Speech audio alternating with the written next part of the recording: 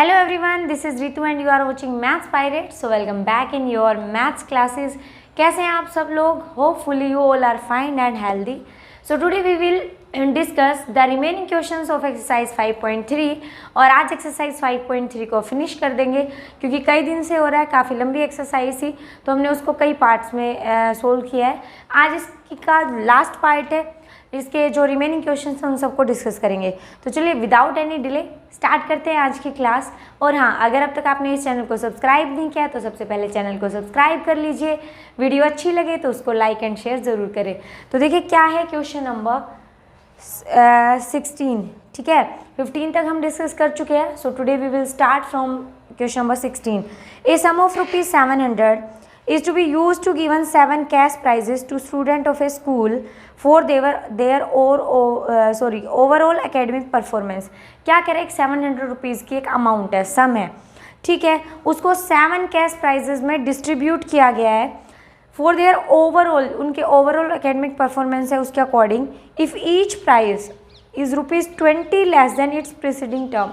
कह रहे हैं अगर हर एक प्राइस, क्या कह रहा है उसके बारे में सुनिए कि हर एक जो प्राइस है ना वो 20 रुपीज़ लेस है देन इट्स प्रीसीडिंग प्राइस, उससे जो पिछला जो प्राइस था, मतलब जो प्रीसीडिंग प्राइस था उससे 20 लेस है। तो अगर मान लो मैंने किसी को 100 रुपीज़ का प्राइस दिया, फर्स्ट प्राइस वाले को 7 प्राइजेज हैं, अगर मान लो फर्स्ट वाले को 100 रुपीज़ का प्राइस मिला है तो सेकेंड वाले को उससे 20 लेस यानी कितने का, 80 रुपये का प्राइस मिलेगा, ठीक है। इस टाइप से डिवाइडेड है। Then find the value of each prizes. तो कह रहा है बताइए भाई सारी जो वैल्यू है उनका प्राइजेज क्या होगा, ठीक है। तो देखिए यहाँ से हम क्या लिखेंगे, सबसे पहले तो क्वेश्चन नंबर 16 है ये, तो यहाँ पे मैं लिखूँगी sum of n terms that is 700।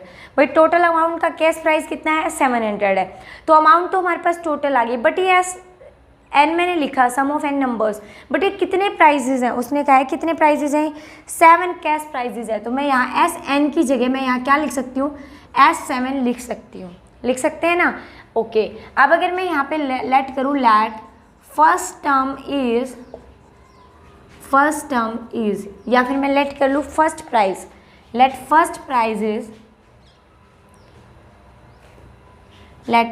Price amount is ₹X। अगर मैं फर्स्ट प्राइस की अमाउंट X मान रही हूँ तो उससे जो नेक्स्ट प्राइस होगा, ठीक है भाई, क्या कह रहा है प्रीसीडिंग प्राइस से जो नेक्स्ट प्राइस है उसका क्या है, 20 रुपीज़ लेस है।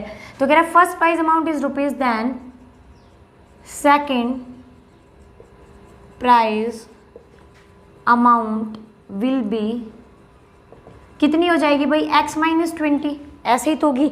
इट मीन्स ये टर्म्स कैसे चलेंगी, सो AP क्या बन जाएगी, फर्स्ट टर्म X है, उसके बाद X - 20, उसके बाद और 20 लेस हो गया, यानी X - 20 तो है, उसमें से और 20 को लेस कर दिया जाए, या फिर मैं डायरेक्ट क्या लिख दूँ, X - 40, X - 60, इस टाइप से कंटिन्यू चलेंगे। और हमें पता है टर्म्स कितनी है, 7 टर्म्स है, ठीक है। तो यहाँ से n की वैल्यू आपको पता है, मतलब आपको क्या निकालना है, फर्स्ट प्राइस की वैल्यू निकालना है। तो सिंपल हमें पता है सम ऑफ n टर्म्स क्या होता है, n/2 into 2a plus n - 1 into d, यही तो होता है। और हमें पता है जो जो वैल्यूज़ हमें पता है वो सब लिख लेते हैं। तो देखिए सबसे पहले सम ऑफ n टर्म्स ये था, बट हम यहाँ पे कितने टर्म्स का सम निकाल रहे हैं, 7 टर्म्स का। तो S7 दैट इज 700, n की वैल्यू है 7/2, 2a तो हमें फाइंड करना है, ये मैंने यहाँ पे क्या ले लिया, x ले लिया, आप इसको a भी ले सकते हो ताकि सेम वही टर्म रह जाए। तो देखिए मैं यहाँ पर सारा चेंज कर देती हूँ, मैंने ₹a ले लिया, तो ये a - 20, ये a - 20, a - 40, a - 60। लो भाई x का भी मैंने झंझट ख़त्म कर दिया है ना, क्योंकि पहले a फर्स्ट टाइम उसको x भी ले सकते थे, मैंने डायरेक्ट 2a लिख दिया, प्लस n हमें पता है कितना है, 7, सो 7 - 1 कितना हो गया, 6, डायरेक्ट लिख दो 7 - 1 d। अब कॉमन डिफरेंस कितना है, सबके बीच में 20 का डिफरेंस है, इसको इसमें से सब्ट्रैक्ट करेंगे तो कितना डिफरेंस आया, वही 20 है ना। ऐसे सबके बीच में हमें पता है कितने का डिफरेंस है, 20 का, राइट। तो ये आ जाएगा मेरे पास, जो d आ गया वो कितना आ गया, 20, d कितना आ गया मेरे पास, 20 आ गया। अब देखिए सोल्व करते हैं। सबसे पहले देखिए कॉमन डिफरेंस अगर यहाँ पे नहीं निकाल रखा तो आप साइड में यहाँ पे निकाल के दिखा सकते हैं डी। कॉमन डिफरेंस क्या होता है, प्रीसीडिंग टर्म में से लास्ट टर्म को सब्ट्रैक्ट करें ए को, तो ये कितना आ जाएगा, ये कैंसिल -20। भाई डी कितना आ गया मेरे पास -20, तो ये आ जाएगा -20। अब सोल्व कर लेते हैं। So 700 equals to 7/2, 2a, 7 - 1 6 and 6 multiply by -20, तो ये आ जाएगा 6 2 = 12 यानी कि -120। सोल्व करें, ये 2 क्या जाएगा इधर जाके मल्टीप्लाई, या फिर मैं बोलूँगी ये पूरी टर्म इधर आके क्या हो जाएगी, रेसिप्रोकल। तो जो 7/2 था वो क्या बन गया अब 2/7। अब 7 से 7 कट, 7 से 700 को कट करेंगे 100, तो ये आ गया मेरे पास 2a - 120 और 100 2 = 200। मैंने ये वाली टर्म आगे लिख दी और ये पीछे, ठीक है। तो 2a मेरे पास आ गया यहाँ से 200 + 120, दैट मीन्स 320। और वैल्यू किसकी निकालनी है आपको, a की, तो ये 2 उधर जाके क्या हो जाएगा, divide, that means this is the value of a। और a की वैल्यू क्या आ गई हमारे पास 160, यानी फर्स्ट प्राइस जो है वो कितने का है, 160 का है। बाकी जो प्राइजेज है उनको क्या कर लेंगे, अब हम सोल्व करते जाएंगे, 20 क्या करते जाएंगे, less. So first price amount is कितनी है भाई, बोलिए। सो फर्स्ट प्राइस अमाउंट है मेरे पास 160 और बाकी प्राइजेस की करते जाएंगे 20 लेस। तो फर्स्ट है 160, सेकंड प्राइस की अमाउंट हो जाएगी 160 - 20 यानी कि ₹140। थर्ड प्राइस की क्या हो जाएगी 140 - 20 यानी कि 120। फोर्थ की ऐसे ही 20 सब्ट्रैक्ट करते जाएंगे और हमारे पास आंसर आ जाएगा। फिफ्थ की 100 - 20 दैट इज़ 80। सिक्स, सेवेंथ, तो सारे प्राइजेस की अमाउंट हम निकाल लेंगे और ये आ जाएगा हमारा सॉल्यूशन। तो क्वेश्चन बिल्कुल ही सिंपल है। आप पहले सबसे पहले ये सर्च कर लीजिए, ये फाइंड कर लीजिए कि आपको क्या गिवन है और क्या सोल्व करना है। यही मैथ्स के क्वेश्चन सोल्व करने का एक तरीका है कि सबसे पहले आपके माइंड में एक स्टेटमेंट क्लियर हो कि आपको क्या सोल्व करना है और क्या गिवन है, क्योंकि गिवन क्या है उसी बेस पे आप उस क्वेश्चन को सोल्व कर पाओगे। तो जब तक ये चीज़ें क्लियर नहीं होगी, आप क्वेश्चन के कितने ही आपको तरीके आते हो, कितने अच्छे से आपको पता हो तरीका, बट उसको जब तक अप्लाई नहीं कर सकते जब तक आपको क्वेश्चन की लैंग्वेज समझ में नहीं आ रही। तो फर्स्ट क्वेश्चन को अच्छे से रीड करें, ज़्यादा जल्दबाजी ना करें और जितना हो उसके क्वेश्चन को सबसे पहले अच्छे से पढ़ें, फिर समझें और क्वेश्चन को सोल्व करें। नेक्स्ट देखिए क्या है क्वेश्चन। अब देखिए ये क्वेश्चन ना थोड़े स्टेटमेंट वाइज है, स्टेटमेंट थोड़ी बड़ी है इनकी, लेकिन क्वेश्चन ईजी से है।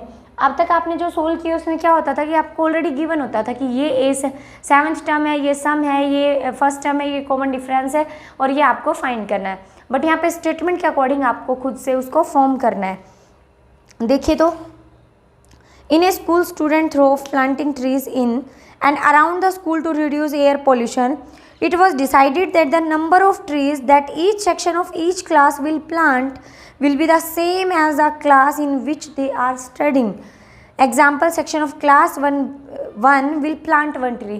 तो देखिए एक प्लांट आपको प्लांट्स क्या कर रहा है, ये प्लांटिंग ट्रीज़ का एक फेस्टिवल लगा लो, ऐसे कुछ चला रखा है। तो क्या कर रहा है, उन्होंने डिसाइड किया कि किस टाइप से ट्रीज़ लगेंगे। तो जो फर्स्ट क्लास का बच्चा है वो क्या लगाएगा, अपनी जो उसकी क्लास का नंबर है उसी नंबर के जितने प्लांट्स लगाएगा। तो फर्स्ट क्लास का बच्चा कितने प्लांट लगाएगा, 1 प्लांट लगाएगा। सेकंड क्लास का बच्चा 2 प्लांट लगाएगा।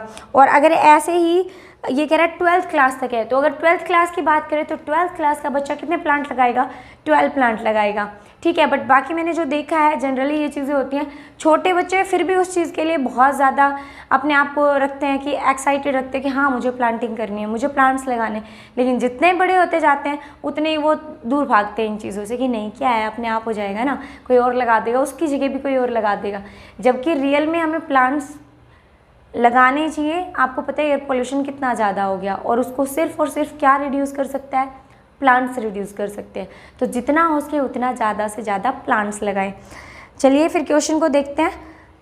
अभी फर्स्ट क्लास का बच्चा अपनी क्लास के अकॉर्डिंग 1 प्लांट लगाएगा, सेकंड का 2, 12th का 12 प्लांट्स लगाएंगे। लेकिन यहाँ पर सेक्शंस भी हैं और कह रहे हैं वो सेक्शंस वाले हैं तो उसी क्लास के, मान लो फर्स्ट क्लास है उसके अंदर 3 सेक्शंस है, तो मतलब फर्स्ट क्लास के बच्चों ने कितने प्लांट लगाए, 3 प्लांट्स लगाए। ठीक है। How many trees will be, last में कह रहा है there are 3 sections of each class, how many trees will be planted by the students, तो स्टूडेंट्स ने कितने प्लांट्स लगाए, ठीक है।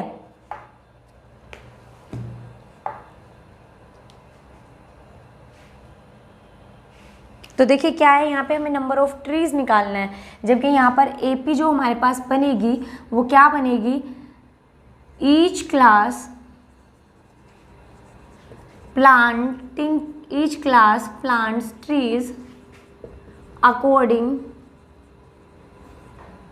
according to their class number. So AP क्या बनेगी भाई, मान लो फर्स्ट क्लास है, AP की जो टर्म्स बनेंगे फर्स्ट क्लास के लिए देखिए, फर्स्ट क्लास के लिए कितने प्लांट्स लगेंगे 1, लेकिन वहाँ पर सेक्शन कितने हैं 3। सेम सेकंड के लिए 2 प्लांट्स लगेंगे, लेकिन सेक्शन कितने हैं 3। नेक्स्ट 3 जो थर्ड क्लास है उसके लिए कितने प्लांट लगेंगे 3, सेक्शन कितने हैं 3। फोर्थ क्लास के लिए 4 प्लांट, लेकिन सेक्शन है 3।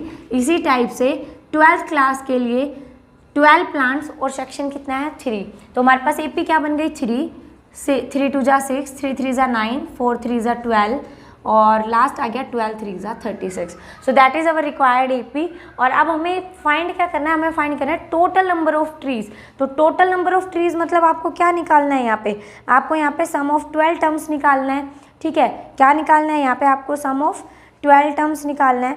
अब देखिए डायरेक्ट यहाँ से कर देते हैं, सम ऑफ 12 टर्म्स हमें अगर निकालना है, फर्स्ट टर्म हमें पता है हेयर ए यानी कि फर्स्ट टर्म, डी यानी कि कॉमन डिफरेंस 6 - 3 3 पता है, और एन कितना है 12। भाई क्लासेस कितनी थी 12 थी, तो क्लासेस 12 थी तो नंबर ऑफ तो एन कितना आ गया हमारे पास 12।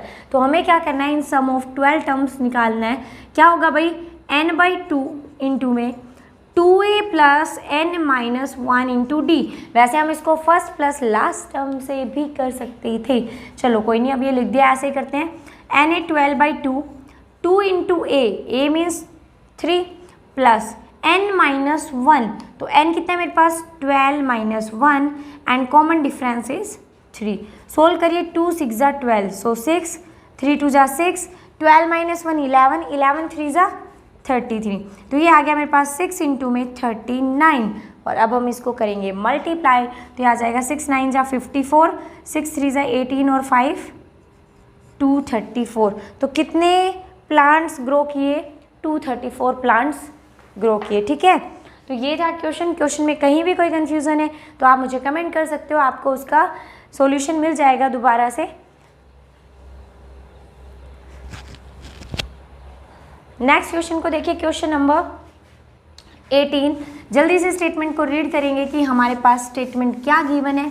सबसे पहले स्टेटमेंट को 2 बार रीड करिए ताकि आपको वो क्लियर हो जाए। देखिए क्या है question, A spiral is made up of successive semi circle with centres alternatively of A and B starting with centre at A of radii 0.5 cm, 1.0 cm, 1.5 cm as shown in below figure. What is the total length of such a spiral made up of 13 consecutive semicircles? ठीक है, okay.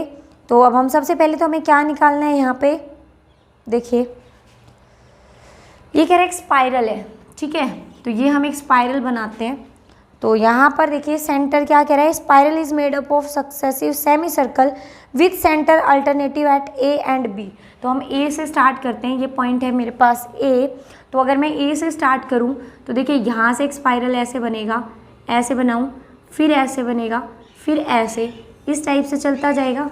बताइए ऐसे ही continue spiral चलेगा, ठीक। तो क्या कह रहा है, जो फर्स्ट स्पाइरल है ना वो कह रहा है A and B starting with centre at A centre से स्टार्ट कर रहा है वो, और वो कह रहा है as shown in below figure radii कितनी है 0.5। तो देखिए यहाँ से जो यहाँ रेडियाई है वो कितनी है 0.5। फिर सेकंड कोई पॉइंट ले लिया, जैसे ये वाली, ये एक स्पाइरल ऊपर हो गया तो इसको L1 लेंथ दे दी, ये नीचे हो गया तो इसका यही सेंटर थोड़ा ही होगा भाई, ये है तो सेंटर तो बिल्कुल मिड से होगा। तो मान लो यहाँ पर भी कोई वो है तो इसकी जो रेडियाई है वो कितनी है 1.0, और ये L2 मान लिया। थर्ड ये हो गई तो इसकी L3, इसकी L4, इस टाइप से क्या है कंटिन्यू लेंथ चलती जा रही है, ठीक है। आप देखिए ये क्या कह रहा है, अगर कंटिन्यू इसी टाइप से कह रहा है तो what is the total length of such A spiral, तो कह रहा है इनकी जो टोटल लेंथ है ना, वो टोटल लेंथ बताइए कि भाई इनकी टोटल लेंथ क्या हो जाएगी। ठीक है, तो देखते हैं फिर सोल्व करते हैं इसको। Question number 18, so length of semi circles, length of semi circles क्या है भाई, कितनी कंसेक्यूटिव टर्म्स है 13, तो length of semi circles of 13 consecutive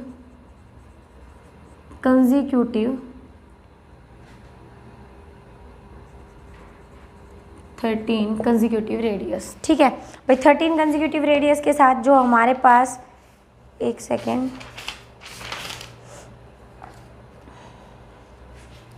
ठीक है, तो देखिए क्या लिख रही हूँ मैं, length of semi circles of 13 consecutive radius, तो क्या हो जाएगा वो, यहाँ पर देखिए अगर मैं फर्स्ट इसकी रेडियस मुझे दे रखी है, अगर मैं इसकी लेंथ निकालती हूँ तो सर्कल की लेंथ, या हम बोलते हैं सर्कल की पेरीमीटर, या बोलते हैं सर्कल की सरकमफ्रेंस, तीनों ही चीज़ें सेम है। आप चाहे उसको बोल लो सर्कल की लेंथ कितनी है, आप बोलो सर्कल की पेरीमीटर कितनी है, या फिर आप बोलो उसकी क्या है सरकमफ्रेंस कितनी है, वो एक ही बात होती है। यहाँ पर है सेमी सर्कल, तो आपको पता है सर्कल की जो सरकमफ्रेंस होती है वो होती है 2πr, और क्योंकि ये क्या है, क्योंकि ये एक सेमी सर्कल है तो इसकी जो लेंथ होगी वो हो जाएगी πr, तो हम उसी से इसको सोल्व करेंगे। सो फर्स्ट टर्म क्या हो जाएगी, पाई इंटू में 0.5, क्या हो जाएगी, पाई इंटू में 0.5 हो गई। सेकंड पाई इंटू में 1.0, थर्ड है पाई इंटू में 1.5 बढ़ रही है, पाई इंटू में 2.0, और इसी टाइप से 13 कंसेक्यूटिव टर्म्स है। ठीक है, तो यहाँ पर आ गई मेरे पास, सभी में से पाई कॉमन आ जाएगा, सब में पाई होगा, तो ये टर्म बचेगी 0.5, 1.0, 1.5, और इस टाइप से कंटिन्यू चलती जाएंगी। इस टाइप से कंटिन्यू क्या आ जाएगी भाई, चलती जाएगी। अब देखिए क्योंकि मुझे 13 कंसेक्यूटिव टर्म्स दे रखी है, तो फर्स्ट है 0.5, फिर 1, फिर 1.5, फिर 2, ऐसे अगर कंटिन्यू करेंगे तो जो 13th टर्म आएगी वो मेरे पास क्या आएगी, पाई इंटू में 6.5। आप कैलकुलेट करके देख लीजिए, ये फर्स्ट सेकंड थर्ड ऐसे अगर आप कैलकुलेट करेंगे तो लास्ट टर्म वो आ गई, तो ये आ गया मेरे पास 6.5। ठीक है, अब ये सम ऑफ एन टर्म्स डायरेक्ट ही निकाल लेते हैं, क्योंकि उसने क्या पूछा है, उसने पूछा है what is the total length of the semi circle, तो यहाँ पे हमें अलग से कोई फॉर्मूला लगाने की जरूरत नहीं है। देखिए ये पाई आ गया, ये हमारे पास क्या बन गई, एक एपी तो बन गई। ठीक है, ये एपी है तो मैं डायरेक्ट यहाँ पर क्या लगा दूँ, फॉर्मूला लगा देती हूँ डायरेक्ट। फर्स्ट टर्म मुझे पता है, कॉमन डिफरेंस मुझे पता है टोटल टर्म्स कितनी है ना, तो यहाँ पर हम लिख सकते हैं पाई, और सम ऑफ दीज टर्म्स क्या हो जाएगा, सम ऑफ एन 13th टर्म्स, तो हो जाएगा n है यहाँ पर 13/2 इंटू में 2a कितना है 0.5 प्लस n-1, n यहाँ कितनी है, सम कितनी टर्म्स है ये 13, सो 13 - 1 12 इंटू में n-1 इंटू में d कितना हो गया 1.0 इंटू दिस, सॉरी 1.0 माइनस 0.5 कितना आ गया 0.5। आप यहाँ पर लिख सकते हो, वह first term 0.5, common difference 1.0 minus 0.5 यानी कि 0.5। ठीक है, और n आपको पता है कितने टर्म्स है, 13 टर्म्स है, एंड n इक्वल्स टू 13। तो इसको सोल्व करेंगे, ये आ गया पाई की वैल्यू रख दीजिए क्योंकि सॉल्यूशन निकाल रहे हैं। 13/2 इंटू में सोल्व करिए, 2 5 ज़ा 10, तो यहाँ तो कितना बन गया 1।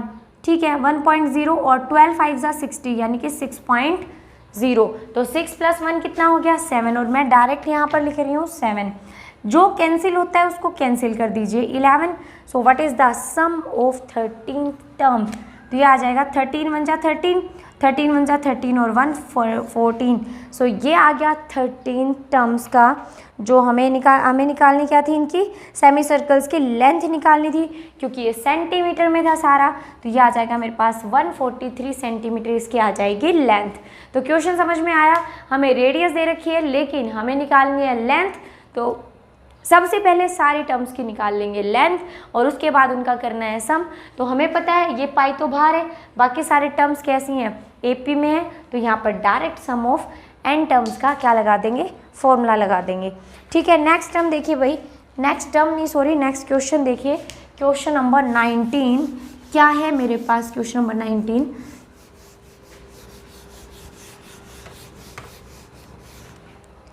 तो क्वेश्चन नंबर 19 में है 200 logs are stacked in the following manner, 20 logs in the bottom row, 19 in the next row, 18 in the row next to it and so on। ठीक है, और आपको फिगर ऑलरेडी दे रखा है, कह रहा है 200 logs। अभी logs क्या होता है भाई, अभी आपको इतना तो पता ही होगा, लकड़ी के जो बड़े बड़े जो लकड़ी होती है ना, बड़ी बड़ी, क्या बोलते हैं उनको, लट्ठे। ठीक है, तो वो क्या होते हैं, उनकी बात कर रहे हैं, वो लोग्स है। तो कह रहे हैं कि जो लास्ट वाली टर्म है ना, उसमें भाई इस टाइप से अगर बनी हुई है, ये ऐसे कुछ फिगर है मान लो।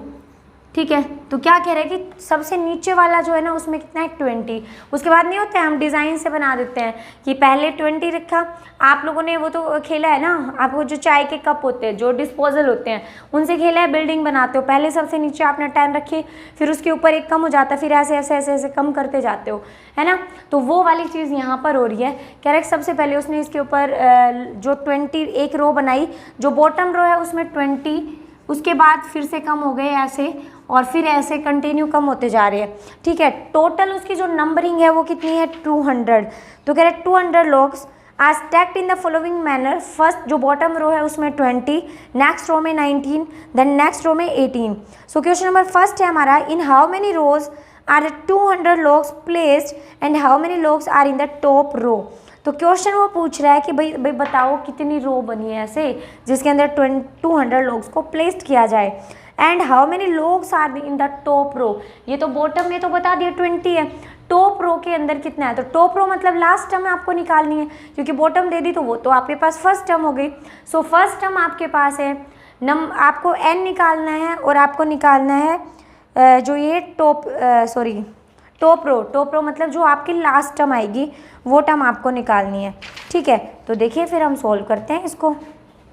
सो सबसे पहले question number 19, number of logs that is 200। ठीक है, आप बोल सकते हो ये है मेरे पास 20 logs in the bottom row. ठीक है, सो सीक्वेंस क्या बनेगी भाई, बॉटम रो में कितना है 20, देन नेक्स्ट टर्म में 19, नेक्स्ट टर्म में 18, ऐसे चलता जा रहा है। ठीक है, तो आपको एक तो यहाँ से क्या फाइंड करना है, n फाइंड करना है, और फर्स्ट टर्म यहाँ से हम निकाल लेंगे। फर्स्ट टर्म कितनी है हमारे पास, so first term is a that is 20 and common difference is 19 minus 20 that is -1। Sum of n terms कितना है 200, तो सम ऑफ n टर्म्स मैंने लिख दिया। तो यहाँ से हम पहले क्या निकालेंगे, n की वैल्यू।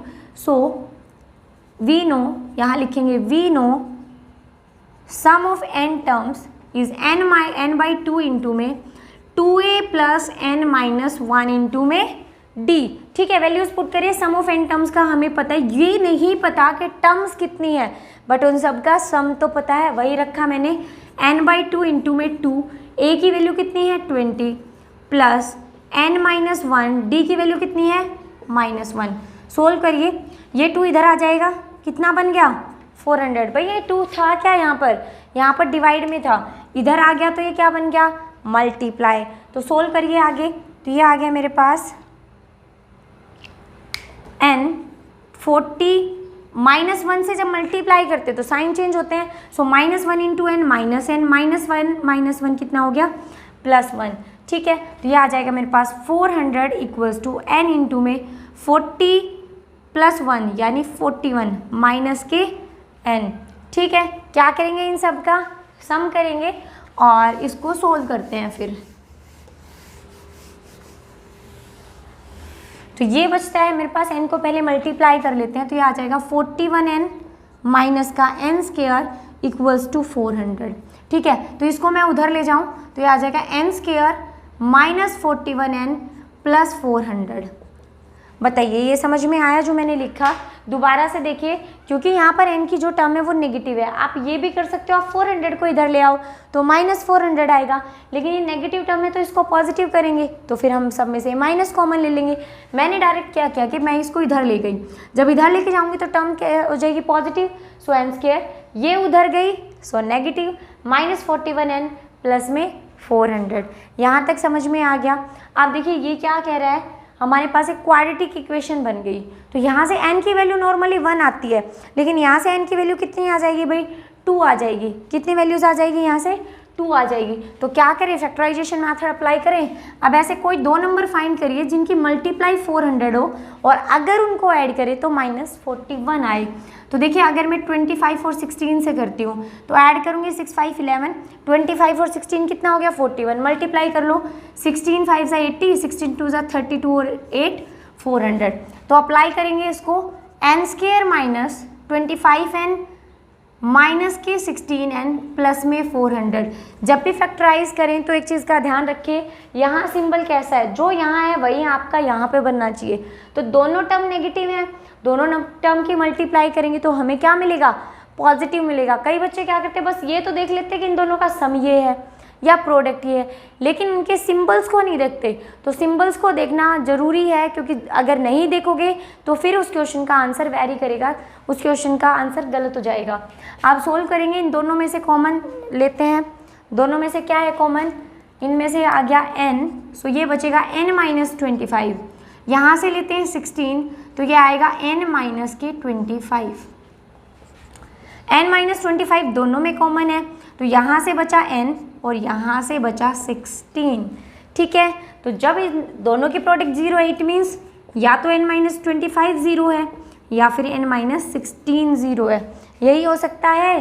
तो n की हमारे पास 2 वैल्यूज़ आ गई।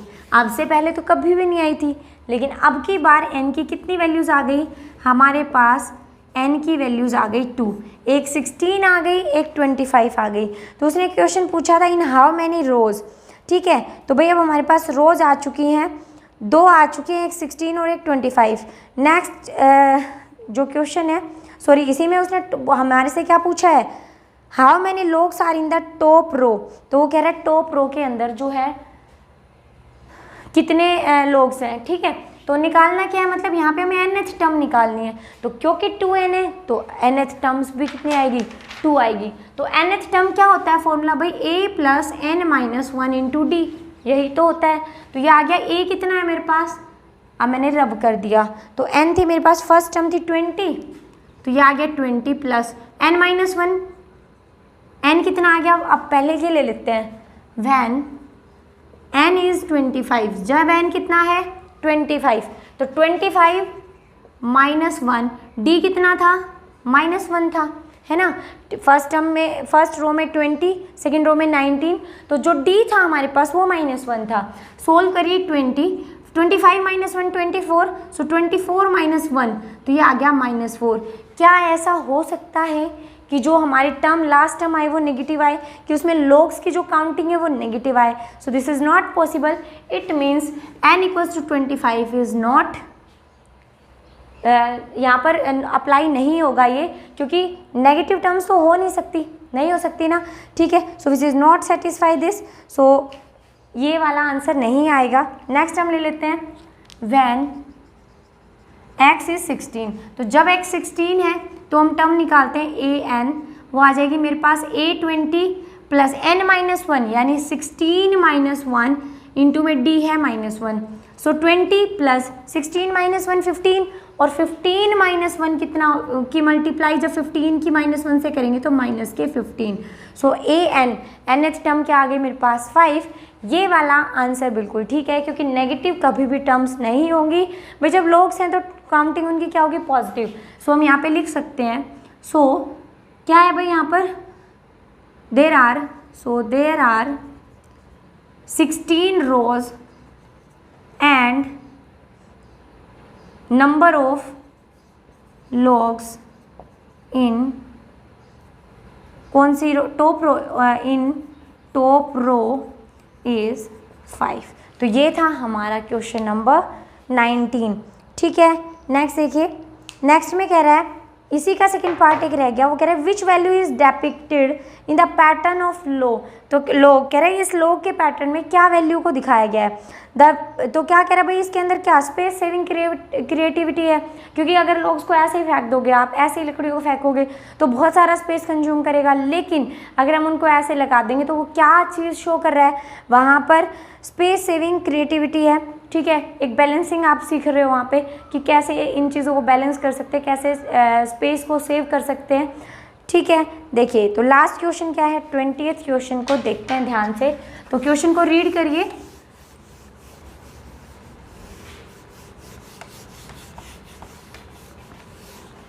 देखिए क्वेश्चन क्या है, in a potato race a bucket is placed at the starting point which is 5 metre from the first potato and the other potatoes are placed 3 metre apart in a straight line. तो भाई जो question है, पहले question को समझिए। ये कह रहा है कि ये क्या है, एक स्ट्रेट लाइन है। ठीक है, यहाँ पर एक बकेट रखी गई है, यहाँ पर मान लीजिए एक बकेट है, और ये कह रहा है कि जो फर्स्ट पोटैटो स्टार्ट होता है ना, इन ए पोटैटो रेस एक bucket is placed at the starting point which is 5 metre from the first potato. तो फर्स्ट पोटैटो से और यहाँ तक का जो डिस्टेंस है वो कितना है, 5 सेंटीमीटर है। ठीक है, उसके बाद कह रहा है from the end other potatoes are placed 3 metre apart.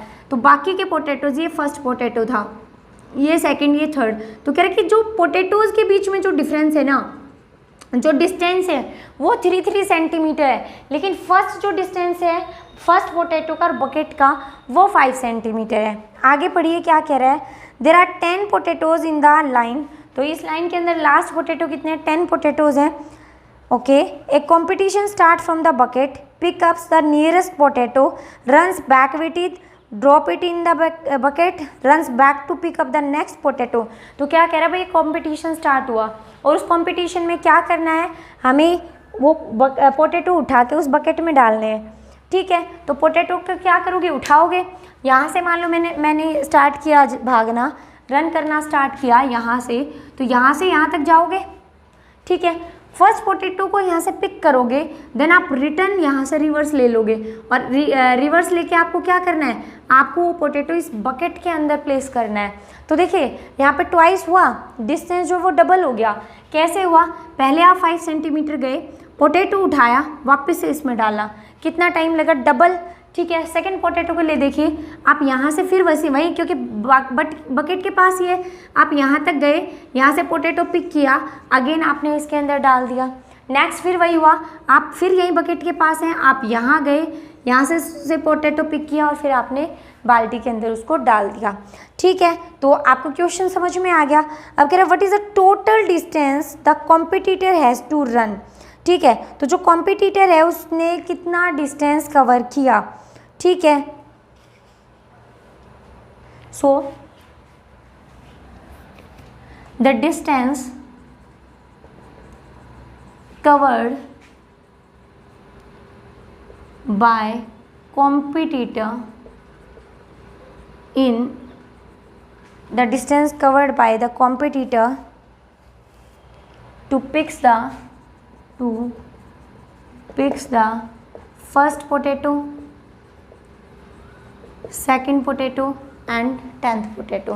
तो क्या डिस्टेंस होगा, देखिए भाई फर्स्ट पोटैटो के लिए क्या फिर डाला उसने, 5 सेंटीमीटर गया लेकिन वापस भी आया, तो फर्स्ट तो क्या आ जाएगा, 2 × 5 आ गया भाई, ट्वाइस हो गया ना इस 5 सेंटीमीटर का, ट्वाइस फर्स्ट पोटैटो के लिए।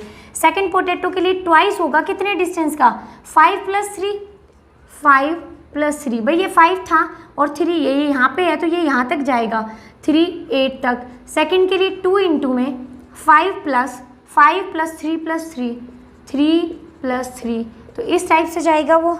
बताइए भाई, अगर वो इसी टाइप से जाता रहा तो आप इसको देखो, यहाँ से टू वे से लिख सकते हो आप, या तो आप यहाँ पे डायरेक्ट 8 लिख दीजिए, 5 + 3 8, तो डायरेक्ट भी आप ये लिख सकते हो 2 × 5 2 × 8 2 × कितना हो गया, 5 3 8 और 3 11, तो आप इसको ऐसे भी लिख सकते हो।